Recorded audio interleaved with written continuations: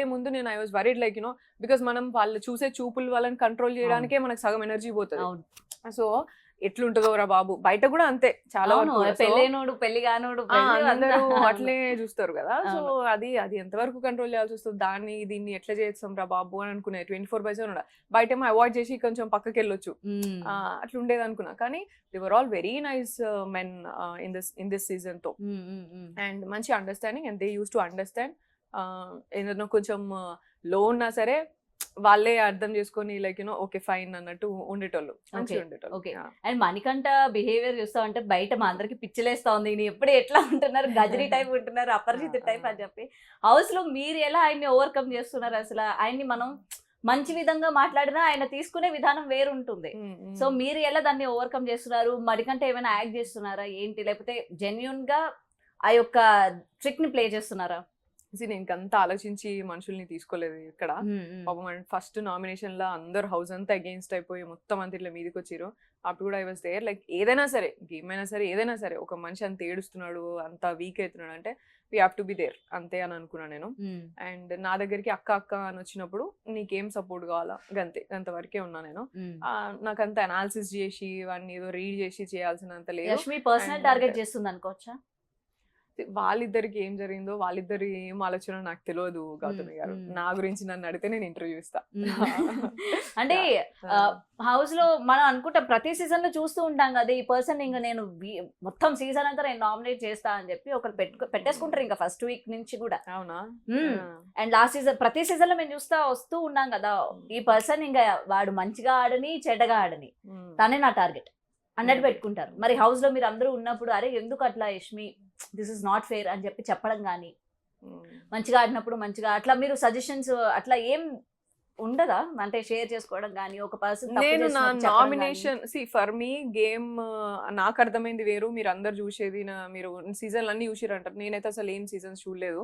ఒకటే అర్థమైంది, నేను చూడలేదు.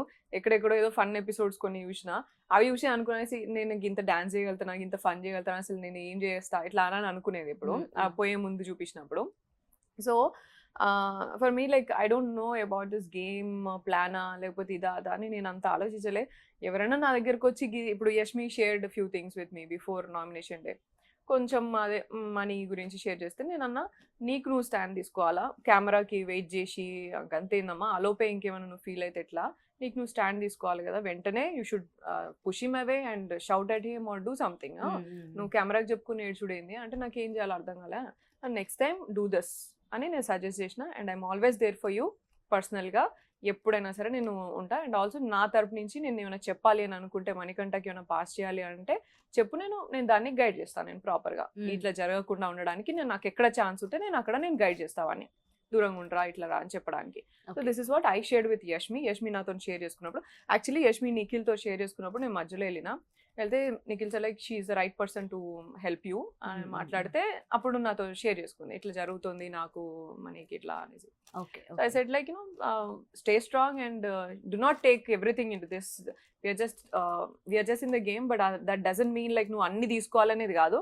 నీకు ఏది కాదో అది అవుట్ రైట్ ఇచ్చేసి అక్కడే, don't wait for the cameras to respond and Bigg Boss to answer and all, because this is about you.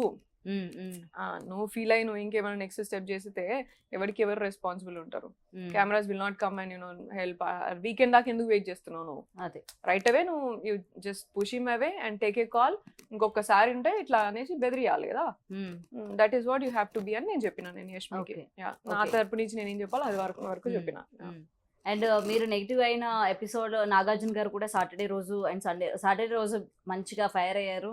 And మీరు ఏమనుకుంటున్నారు, నాగార్జున గారు ఎపిసోడ్ చూసి ఫైర్ అవుతున్నారా, నాగార్జున గారు ఎపిసోడ్ చూడకుండా ఫైర్ అవుతున్నారా? మీరు అక్కడ మిమ్మల్ని మీరు డిఫెండ్ చేసుకోలేదు ఎందుకు? మరి మీదే తప్పన్నట్టు మీరు అట్లా ఉండిపోయారు కదా. మరి నేను చేయెత్తినా, నేను ఇంతసేపు చేయెత్తినా ఎక్స్ప్లెనేషన్ కి ఛాన్స్ ఇవ్వలేదు. లాస్ట్కి ఇచ్చిర్రు యష్మి విషయంలో చెప్పిన తర్వాత కూడా నాకు అర్థమైంది నాకు సార్ చూడరు, ఇది కూడా చూస్తలేరు, ఇది కూడా వింటలేరు నాకు అర్థమైంది. ఎందుకంటే బ్రేక్ తర్వాత నేను ఒక 2 minutes కాన్వర్సేషన్ ని దాన్ని ఇంకో డిఫరెంట్గా ఇంటర్ప్రెట్ చేసినారు సార్.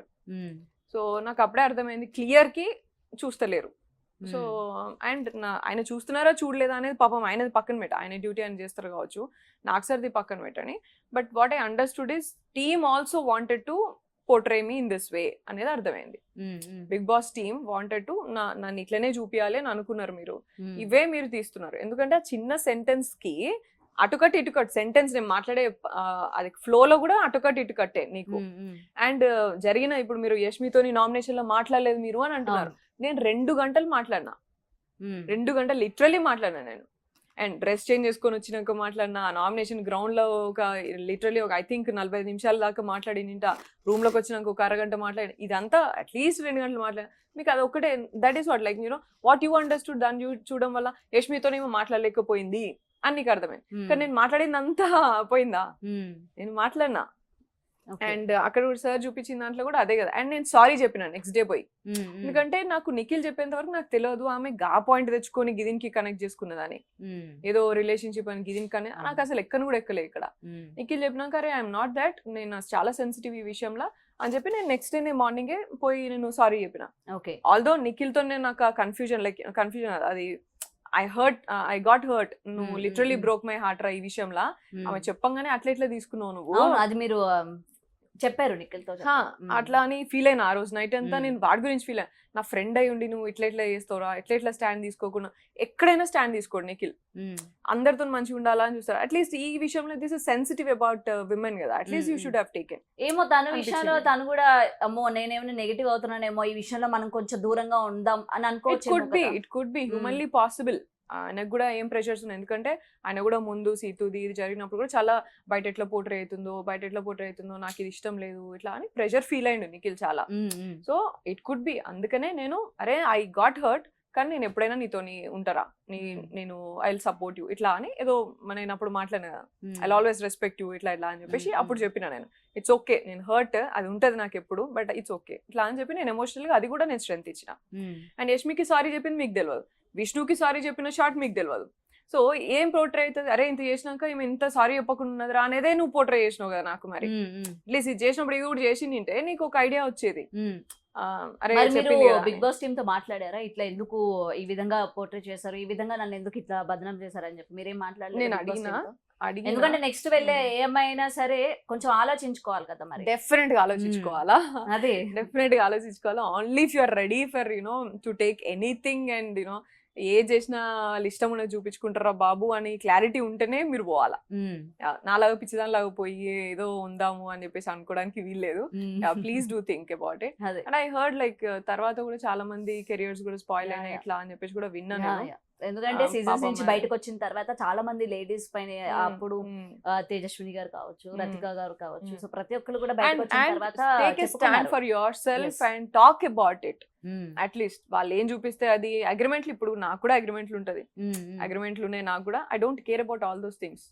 నేను ఎట్లున్నా నువ్వు అట్లా తప్పుగా చూపిస్తే నేను కాబట్టి నేను మాట్లాడకపోతే ఇంకొకరు ఎవరు మాట్లాడతారు, ఇఫ్ నాట్ నౌ వెన్, అదే మన గురించి మనం మాట్లాడుకోవాలి అని చెప్పేసి నేను ఫాలో అవుతాను. That's what.